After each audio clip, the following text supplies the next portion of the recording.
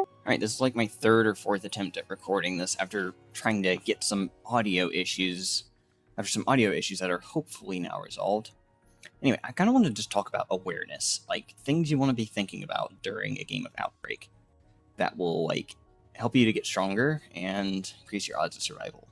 One of these things are like probably obvious, but I want to be as complete and comprehensive as I can.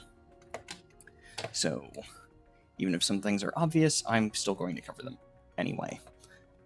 I'm going to steer clear of stuff about, like, I guess, map knowledge, since I feel like that can really be its own video. So, let's just talk about that, awareness, and things you need to be thinking about during a game of Outbreak. First of all, let's talk about crystalline.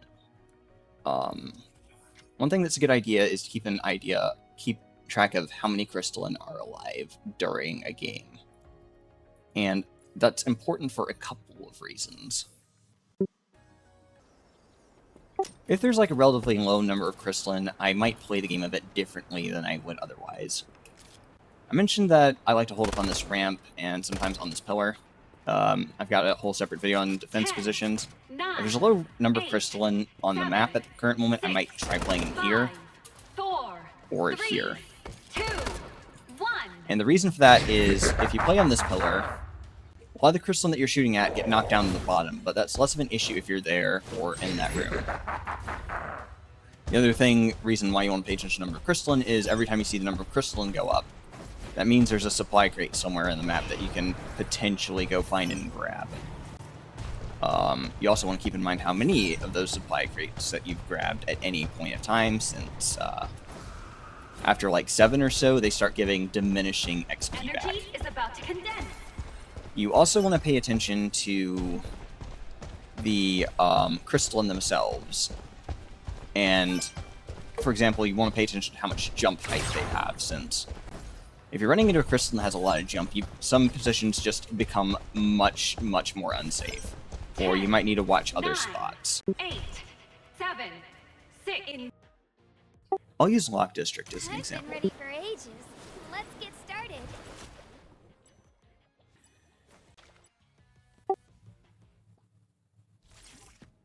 Although before I get turned, I do want to talk about another thing, and it's, shoot, I might actually have a hard time showing that first thing I wanted to do since it's at the Out of Thin Air event, but anyway. You want to pay attention to your own mobility, since a lot of times your own mobility can limit or open up new routes. For example, this one is very dependent on your jump height and movement speed, and if you don't have it as a super string, you can't cover that distance. Don't even blink. Invasion successful.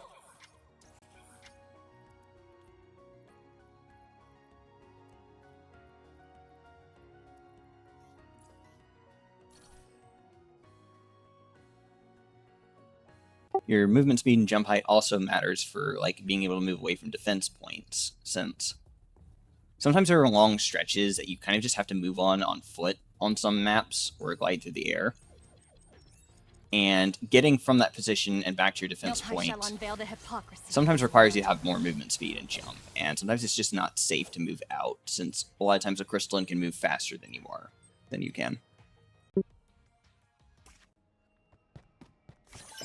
Walk with the wind.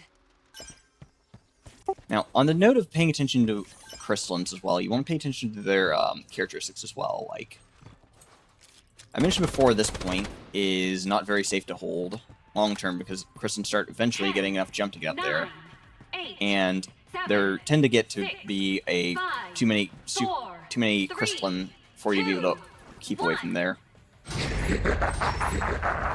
And again, crystalline with enough jump height can flank you from angles that you might not expect them to be able to get to you from.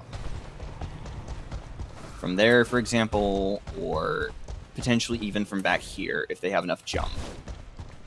And there's some examples of that on other maps too.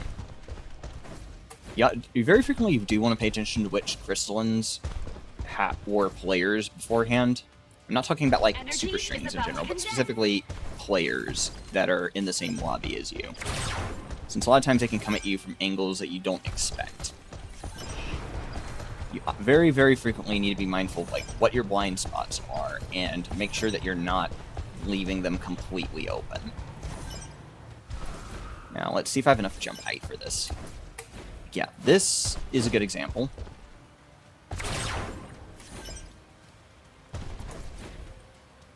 As well as right here. And even over here sometimes. Energy is about to condense. Invasion successful.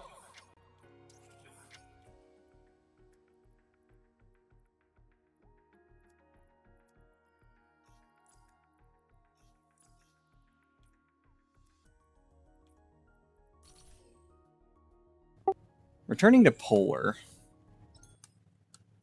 Another good example is this mid-polar here. Sometimes you'll have games where people are like looking to other parts of the map to shoot a crystalline, but no one is watching the bridge area, and sometimes a crystalline will just take advantage of that. Like, even if it's just one person, if they don't have dimension mag, or there's just too many, they can't keep them away on their own.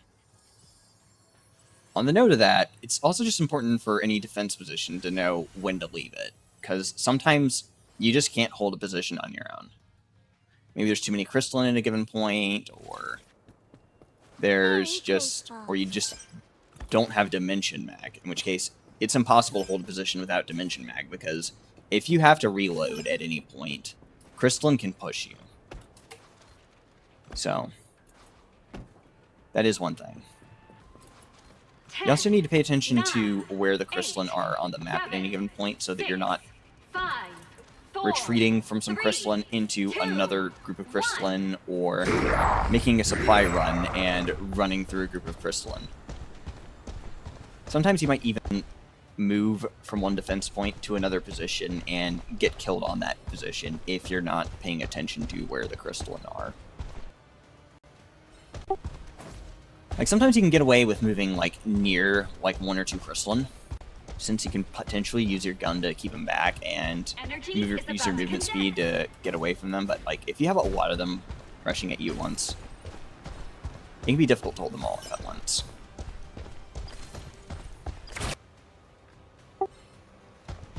And this next point mostly relates to the final round, but you also want to pay attention to what other defense points are actively being used at any given point. Like, I've had a lot of games where I've been, like, where all the crystalline are just running around chasing me, and then there's just some isolated room off to the side where, like, the remaining super strings all are not receiving any attention from the bots. Not receiving any attention from the crystalline. In a case like that, what you want to do is you want to lure the crystalline over there, so that you have so that all the crystalline can have the chance of potentially killing whatever super strings are over there, so that you can get to final round. I'll talk more about this in, like, a video on XP and leveling up and stuff like that. But getting the final round is something that you want to do ideally most rounds, since there's a much greater potential for getting higher score, getting more XP and levels, stuff like that. On the note of dimension mag, you also want to pay attention to what cards are in your deck.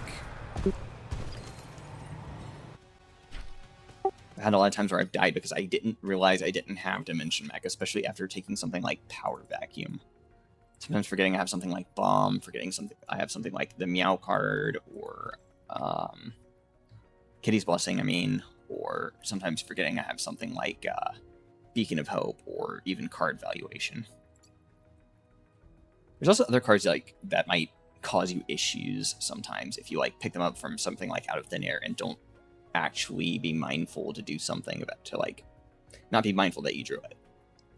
Defense First is a big one, since it, like, cuts your damage output, which can affect your score, and caps your movement speed, which might potentially make it harder to get away from some crystalline.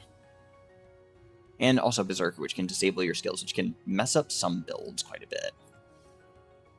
Sometimes you need to hold on to a Berserker for some damage up front, but, like, in a lot of cases, it's something that you might want to drop after a certain point.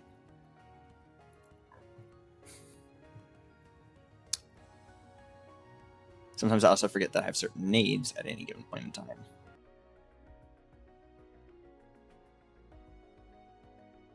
In regards to like knowing where the crystalline are, it's very important to be looking at your mini-map very regularly. Have in mind that any super string that has line of sight with a crystalline will have the crystalline's location on your map revealed to you. Though you also need to keep in mind that you might not be seeing all the crystalline on the map, since if there's a crystalline in an area that's not being actively looked at by a super string, it won't be revealed to you, so that can cause you a surprise sometimes. I mentioned movement speed and stuff, but you also need to be paying attention to like your health and armor as well, for like knowing that you're not going to like get hit and like explode immediately. And damage output is also a thing to consider for like final round. And let me think. Oh, right. Also, in addition to the point about possible players being converted to crystalline, you need to also keep in mind that sometimes they could be running builds that like cause certain issues that you wouldn't run into a lot of cases. Another reason why I hate the Port Your Cheese box is specifically because these kinds of player-specific builds that you can do. Like an armor stacking build can easily push into there, and if they're running something like the unstable mutation card, you can cause an explosion that kills a super string, which kills another super string, which kills another super string, you know, via a chain reaction of explosions. And it just kills a whole lot. You also need to be paying attention to your reserve ammo and magazine. Something that I sometimes don't pay as much attention to is my reserve ammo, honestly. The only way to get more bullets is by getting crates, but more often than not, just getting one crate when you're out of bullets isn't going to give you that much back that you can use to work with.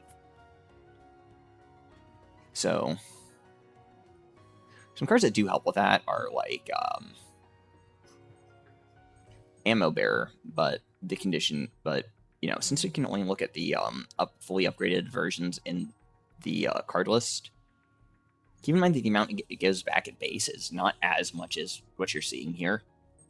And since it's a gold upgradable card, there's also the consideration that you might not necessarily want to take it, since it lowers your overall consistency when you take upgraded gold cards like that. The other is Mobile Assault, which, kind of for the same reason, you might want to consider not bringing in some cases.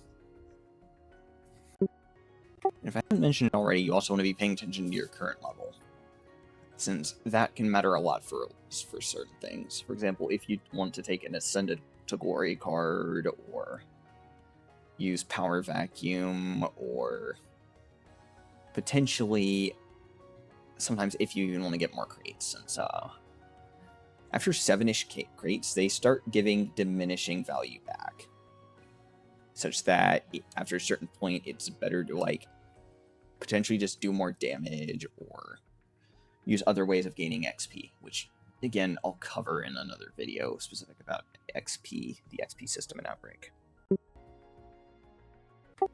I do hope that's everything. If it's not, maybe I'll make another video later. Next time I might talk about a bit about like movement and map knowledge factors. Oh, right, there is one other thing. You want to often be paying attention to where you are in relation to the map. A lot of times if you're running on a map and like you have your back turned, you can sometimes get yourself backed up into a wall, and that can get you killed. Sometimes a crystalline is a wall, so yeah, be mindful of that.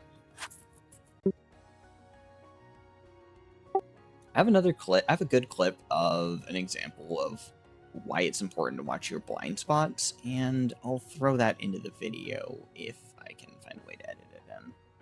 Anyway, that's it for now. Have fun playing Outbreak.